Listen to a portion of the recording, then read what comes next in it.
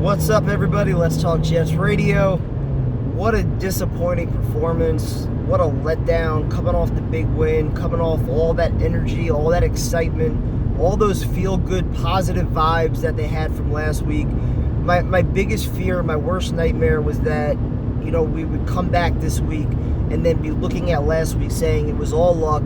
They really got outplayed for 58 minutes and they just lucked their way into a victory. And sure enough, that's kind of how you're walking away from this one today. And I'll start with the crowd like I always do. The crowd was garbage today. I took video right before kickoff. I took video at kickoff. I took video a few minutes into the first quarter. There were, again, rows and rows and rows. The entire upper deck. I was counting some sections in the upper deck that had like 33 people, another section that had like 38 people.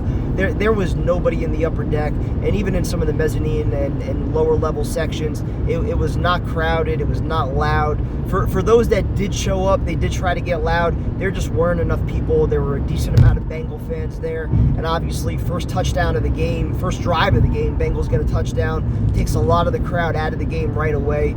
And I just didn't understand really the game plan, having Flacco throw the ball 52 fucking times after he threw the ball 59 times in the opener.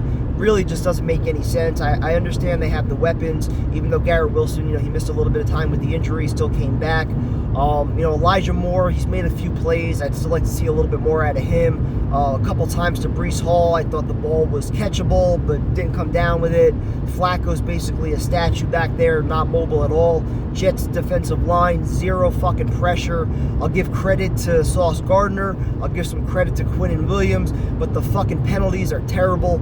Corey Davis, I don't know what he was thinking late in the fourth quarter with that one penalty.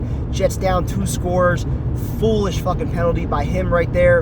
Another one, John Franklin Myers, I'm not going to blame him on, but still a dumb penalty. I don't know how the refs called that one. Just really a frustrating day. Again, you wanted to see some kind of carryover from what the Jets did last week.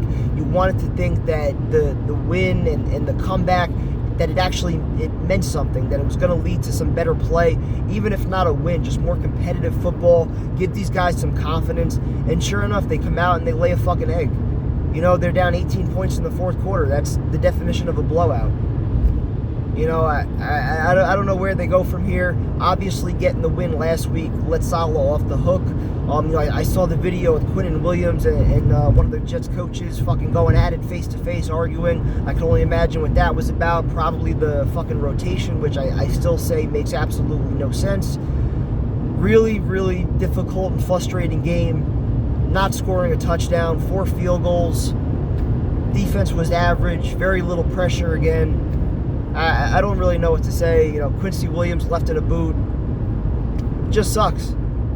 I really thought that the strength of this offensive line was going to be the ground and pound, and we just have Flacco throwing it more than 50 times, 2 out of 3 games. I just don't really understand that.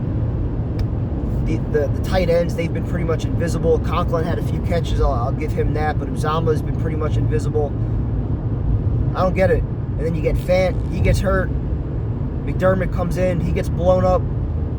Mitchell's doing his best to compete. But this offensive line just isn't good enough.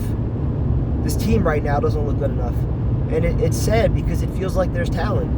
So it's like, what other direction can you really point to other than the coaching staff? And DJ Reed said it after the game. The players and the coaching staff, they've got to get on the same page. The bust with all the safeties, Joyner I know had one, Whitehead had a couple missed tackles that were huge. Too many mistakes, too many busts, too many missed tackles, too many blown assignments.